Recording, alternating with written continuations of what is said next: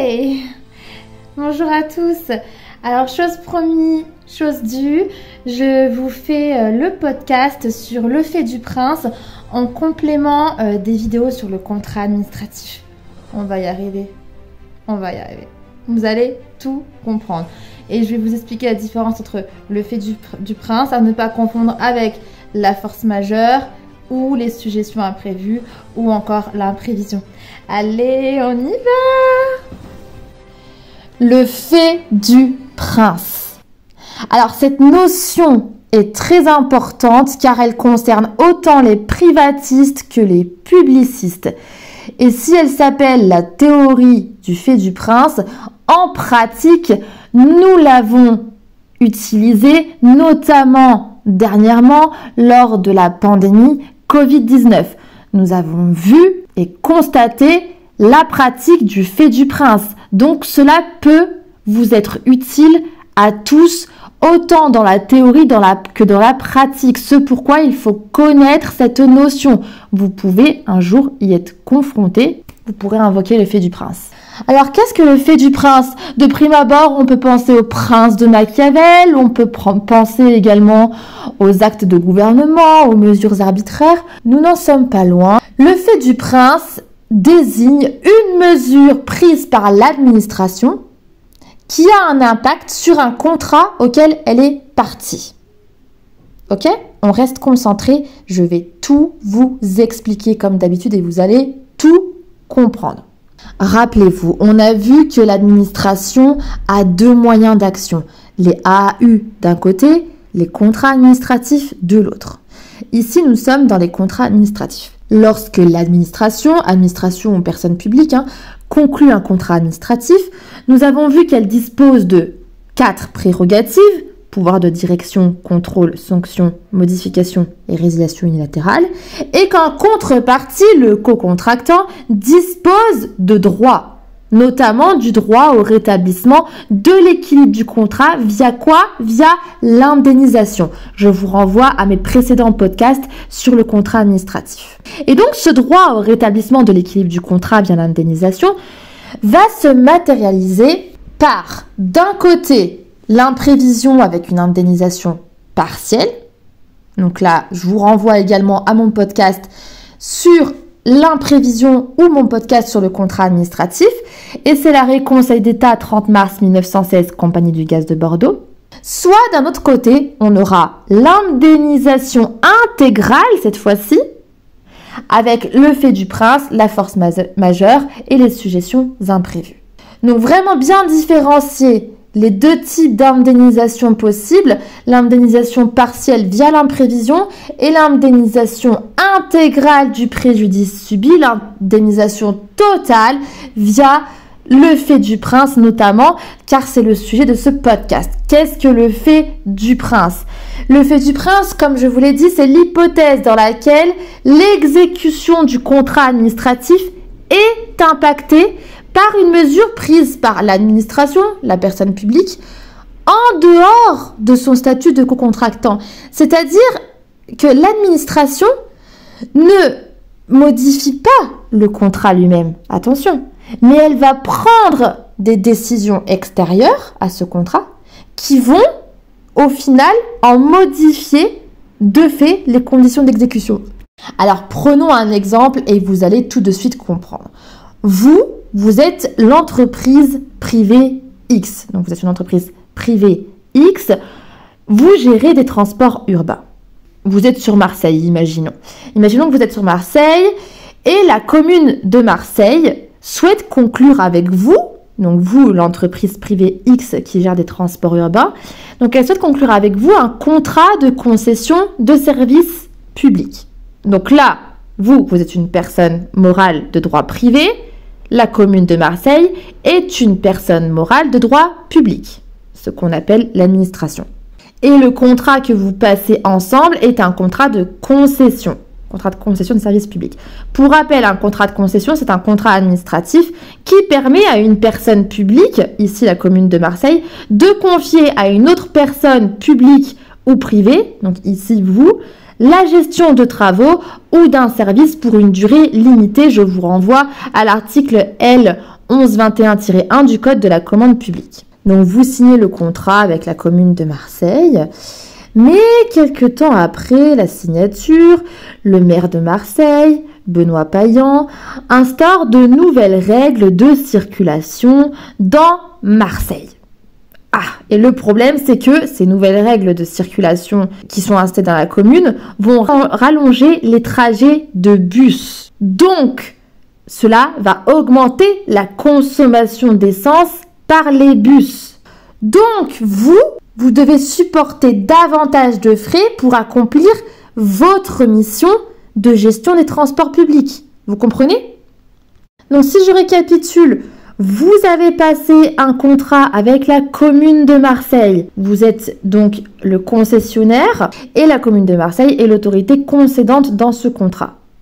Par ailleurs, donc il faut bien distinguer les deux, la commune de Marseille instaure de nouvelles règles de circulation dans la commune qui vont directement impacter le contrat de concession que vous avez passé avec la commune parce que vous allez devoir supporter des frais plus élevés pour accomplir votre mission, car la commune a décidé de rallonger les trajets de bus pour de nouvelles règles de circulation. Donc vous voyez ici que la commune, donc la personne publique au contrat, l'administration partie au contrat, va prendre une mesure qui est extérieure au contrat, mais qui par contre va modifier de fait les conditions d'exécution du contrat. Vous comprenez maintenant? Donc ici, en l'espèce, les conditions d'exécution de votre contrat que vous avez passé avec la commune de Marseille sont bouleversées. Et à cause de quoi? À cause d'une mesure prise par la même administration, c'est-à-dire la commune de Marseille, en dehors de son statut de co-contractant. Donc, le fait du prince est ici caractérisé et donc vous, l'entreprise privée X, vous pourrez demander la réparation intégrale de votre préjudice. On n'est pas comme dans l'imprévision, c'est une réparation partielle. Ici, vous pourrez demander la réparation intégrale de votre préjudice. Est-ce que c'est plus clair avec cet exemple? Voyons donc à présent les conditions de ce fait du prince. Alors, il y en a 4. La première, c'est que la mesure doit avoir été prise par l'administration contractante elle-même. Donc là, je pense que vous l'avez compris, si on reprend mon exemple, c'est la commune de Marseille qui a pris la mesure. Et elle est bien partie au contrat. Deuxième condition, l'administration doit avoir agi en dehors de sa qualité de co-contractante. Là aussi, dans l'exemple, c'est ce qu'on a vu. Elle a agi pour des nouvelles règles de circulation dans la commune de Marseille, ce qui était totalement indépendant du contrat de concession qu'elle avait passé avec vous. Pour cette condition, on a l'arrêt Conseil d'État 20 octobre 1971, compagnie du chemin de fer de Bayonne à Biarritz, qui s'affichera sur l'écran. Donc là, il faut bien comprendre que l'administration doit avoir agi en dehors de sa qualité de contractante. Si l'économie du contrat a été bouleversée parce que l'administration a exercé l'une de ses prérogatives, son pouvoir de modification unilatérale, par exemple, le fait du prince n'est pas qualifié. Attention. Donc retenez bien l'arrêt y afférent, Conseil d'État, 20 octobre 1971, compagnie du chemin de fer de Bayonne à Biarritz. Ensuite, troisième condition, les circonstances bouleversant l'exécution du contrat devaient être imprévisibles. Alors, imprévisible, ça vous parle? Je vous laisse réfléchir, là, essayez de vous rappeler, par exemple, lorsque vous avez étudié la force majeure, ce que veut dire imprévisible. C'est vraiment quelque chose qu'il faut retenir pour ne pas confondre avec irrésistible, notamment. Alors, je vais vous le dire, hein. Imprévisible, c'est qu'il ne pouvait pas être raisonnablement prévu, première chose, et quand? Au moment de la conclusion du contrat. J'insiste parce que l'imprévisibilité s'apprécie au moment de la conclusion du contrat. Soyez rigoureux et précis sur ce sujet. Donc l'imprévisibilité, événement qui ne pouvait être raisonnablement prévu au moment de la conclusion du contrat. D'accord? À ne pas confondre avec l'irrésistibilité, qui est l'impossibilité d'éviter ces effets par des mesures appropriées. D'accord? Donc, troisième condition, les circonstances bouleversant l'exécution du contrat devaient être imprévisibles. La mesure prise par l'administration et le préjudice causé à l'autre partie devaient être imprévisibles au moment de la conclusion du contrat. Par exemple, la théorie du fait du prince n'est pas caractérisée si le changement de réglementation instauré par la personne publique, par l'administration, était prévisible. Et là, on a l'arrêt Conseil d'État, Compagnie Générale Transatlantique, 19 novembre 1909, qui s'affichera à l'écran. Enfin, quatrième et dernière condition, la mesure doit affecter spécifiquement le co-contractant ou bénéficier d'une portée générale qui remet en cause l'économie générale du contrat dans sa substance. Donc, vous l'aurez compris, dans cette hypothèse, la mesure de l'autorité publique, de l'administration, de la personne publique, appelez-la comme vous le souhaitez, doit affecter l'un des éléments essentiels du contrat administratif qui a été passé. Donc là, c'est carré, c'est posé, à ne pas confondre avec la théorie de l'imprévision, comme je vous l'ai dit en introduction, qui, quant à elle, joue lorsque l'exécution du contrat administratif est totalement bouleversée, mais par quoi? Par un événement imprévisible et étranger à la volonté des parties. Et comme je vous l'ai dit, là, l'indemnisation sera partielle. Par contre, je vais davantage insister sur la force majeure, c'est-à-dire ne pas confondre le fait du prince et la force majeure. Je vous explique. La force majeure, donc elle est prévue à l'article 1218 de la Bible, du Code civil. Donc je cite, un événement échappant au contrôle du débiteur qui ne pouvait être raisonnablement prévu lors de la conclusion du contrat et dont les effets ne peuvent être évités. Alors, si je vous cite un article sans vous l'expliquer, ça ne sert à rien. Donc, je vous l'explique. La force majeure, c'est un événement qui va empêcher l'exécution du contrat. Pour caractériser la force majeure, il y a 3 points, 3 conditions cumulatives. C'est-à-dire qu'il faut les 3 et pas alternatives. Alternative, c'est qu'on a le choix. Donc, première condition, il faut que cet événement échappe au contrôle du débiteur. C'est le critère de l'extériorité qu'on appelle à présent ainsi. Deuxième condition, l'imprévisibilité. Donc là, c'est comme pour le fait du prince, c'est-à-dire que l'événement ne pouvait être raisonnablement prévu quand? Au moment de la conclusion du contrat. Je le répète, car répéter, c'est enseigner, comme je le dis souvent. Troisième et dernière condition, l'irrésistibilité, donc l'impossibilité d'éviter ces effets par des mesures appropriées. Donc voilà les 3 conditions de la force majeure que vous retrouverez à l'article 1218 du Code civil. Alors attention, si ces 3 conditions sont réunies, ça ne suffit pas à être exonéré. Il faut que l'inexécution de l'obligation soit imputable à la force majeure.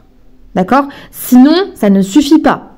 La force majeure ne joue que lorsque l'événement empêche le débiteur de s'exécuter. Je vous parlais de la pandémie Covid-19, en particulier du premier confinement en introduction. Dans la pratique, la force majeure a été parfois difficile à caractériser. Alors sur l'élément de l'extériorité, c'est-à-dire le fait que l'événement, donc ici le Covid-19, le confinement, échapper au contrôle du débiteur, là, le critère était rempli. C'était davantage sur les critères de l'imprévisibilité et de l'irrésistibilité que la Cour a rendu des arrêts différents. Mais pour un exemple où ça a été accepté, par exemple pour les comparutions, on a pu recourir à la visio. C'est un arrêt de la chambre criminelle de la Cour de casse du 6 octobre 2020. Alors, où est la distinction? Vous allez me dire, où est la distinction entre la force majeure et le fait du prince? La véritable distinction entre les deux, comme vous pouvez le voir, réside dans le fait que la théorie du fait du prince offre au co-contractant un droit à indemnisation intégrale, mais sans être libéré de ses obligations contractuelles. Tandis que la force majeure rend l'exécution du contrat impossible et permet donc au débiteur de ne pas exécuter ses obligations. Par contre, et là je vais complexifier la chose et on va finir là-dessus, le fait du prince peut constituer un cas de force majeure. Je reprends le cas de la pandémie où nous nous sommes beaucoup penchés sur ces questions, sur comment faire face ou remédier à l'inexécution d'un contrat, car c'était vraiment ce qu'il se passait à ce moment-là. Par exemple, dans le cadre des mesures autoritaires prises par le gouvernement, notamment la fermeture de commerces ou autres, le fait du prince a été plus utile pour montrer que la pandémie elle-même était un cas de force majeure. En effet, on a pu voir que certains actes des pouvoirs publics constituaient un obstacle absolu et insurmontable à l'exécution d'obligations conventionnelles ou légales. Par exemple, on a vu le cas des vendeurs qui n'étaient pas responsables s'il y avait un changement de législation qui, du coup, l'empêchait de livrer la marchandise vendue. Autre exemple, un bailleur qui ne sera pas responsable d'une réquisition qui priverait le locataire de la jouissance des lieux. Ça, ce sont des cas qui ont en pratique existé lors de la pandémie Covid-19, notamment le premier confinement. Sachant qu'on peut retenir la force majeure tirée du fait du prince, même si le débiteur n'est pas mis dans l'impossibilité absolue d'exercer une quelconque activité. Mais dans le cas où il ne peut plus continuer son activité dans les mêmes conditions qu'auparavant, alors le fait du prince peut être constitutif d'un cas de force majeure. On va prendre un exemple, là aussi ce sera plus parlant. Donc imaginons qu'il y ait une nouvelle pandémie, on va l'appeler Covid-23. Vous tenez un commerce et là le gouvernement décide d'ordonner la fermeture de tous les commerces. Donc vous allez être obligé de fermer votre commerce. Première condition, est-ce une mesure régulière? Oui, c'est une mesure prise par le gouvernement. Deuxième condition, est-ce que cette mesure a été provoquée par celui qui veut s'en prévaloir? Donc vous, est-ce que ça a été provoqué par votre commerce? Non, c'est provoqué par la pandémie Covid-23. Troisième condition, donc au moment, vous, en tant que commerçant, où vous avez conclu un contrat de bail pour votre commerce, est-ce qu'à ce moment-là, il pouvait être raisonnablement prévu, donc au moment de la conclusion du contrat, donc là on est dans le critère de l'imprévisibilité, est-ce que vous auriez pu raisonnablement prévoir qu'il y aurait un Covid 2023? Non. Enfin, le caractère de l'irrésistibilité, c'est-à-dire l'impossibilité d'éviter les effets de cet événement par des mesures appropriées. Vous ne pouvez pas, vous en tant que commerçant, éviter les effets du Covid-23 par des mesures appropriées. Donc cette condition est également remplie. Donc toutes les conditions étant remplies, ce fait du prince sera constitutif d'un cas de force majeure. Petit piège, tout en gardant la même illustration, si un click and collect est mis en place, est-ce que le fait du prince est tout de même constitutif ici d'un cas de force majeure? Je laisse quelques secondes de réflexion.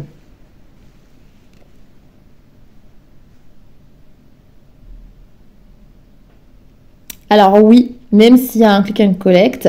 Pourquoi? Car comme je vous l'ai dit, on peut retenir la force majeure tirée du fait du prince, même si le débiteur n'est pas mis dans l'impossibilité absolue d'exercer une quelconque activité, mais qu'il ne peut plus continuer son activité dans les mêmes conditions qu'auparavant, ce qui est le cas ici. Si vous continuez votre activité par le click and collect, ce n'est pas dans les mêmes conditions qu'auparavant, et donc le fait du prince sera constitutif d'un cas de force majeure. Je pense qu'à présent, vous avez bien compris la différence entre le fait du prince, l'imprévision, la force majeure. Je pense que vous avez également compris que c'est une notion très importante, à savoir que dans la pratique, elle peut vous servir, elle peut nous servir, autant aux privatistes qu'aux publicistes. Donc chose promise, chose due, je vous avais dit que je vous ferai une vidéo bonus en complément des vidéos sur le contrat administratif concernant spécifiquement le fait du prince et pour également ne pas le confondre avec l'imprévision et la force majeure. Par ailleurs, je ressens que les partiels arrivent. Non, plus précisément, je le vois par vos mails et par vos commentaires. Ne paniquez pas, je vais vraiment être là pour vous. Surtout, restez concentrés, commencez dès à présent et pas au dernier moment. Si vous écoutez ce podcast au dernier moment, foncez quand même. Vous savez, moi, dans tous les cas, je vous encourage à foncer et à tout faire pour réussir. Je vous souhaite du coup bon courage et bon travail sur Juriste de demain et je vous dis à bientôt pour un nouveau podcast. Je vous remercie pour votre écoute, accrochez-vous et donnez tout, soyez des pitbulls comme j'aime à vous le dire.